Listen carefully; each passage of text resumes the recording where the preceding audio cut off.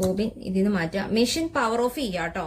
കാരണം നമ്മൾ ഇങ്ങനെയുള്ള എല്ലാം ചെയ്യുമ്പോൾ പവർ മെഷീൻസ് ആകുമ്പോഴത്തേക്കും മെഷീൻ ഓഫ് ചെയ്ത് വെക്കുന്നതാണ് കുറച്ച് നല്ലത്. ഓക്കെ, ഇതാ നമ്മൾ ഇത് ഇവിടെ നിന്ന് ഇത് എടുക്കാനായിട്ട് ഇച്ചിരി പാടുണ്ടാവും. കാരണം ഇതിന്റെ ആ ഒരു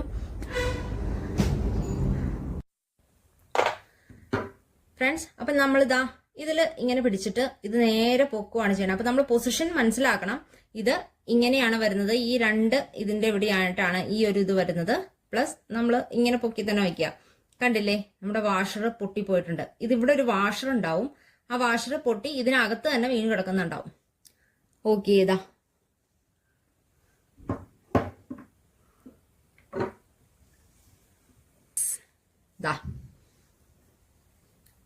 നമ്മുടെ വാഷർ പൊട്ടി 2 പീസായിട്ട് പോയിട്ടുണ്ട്.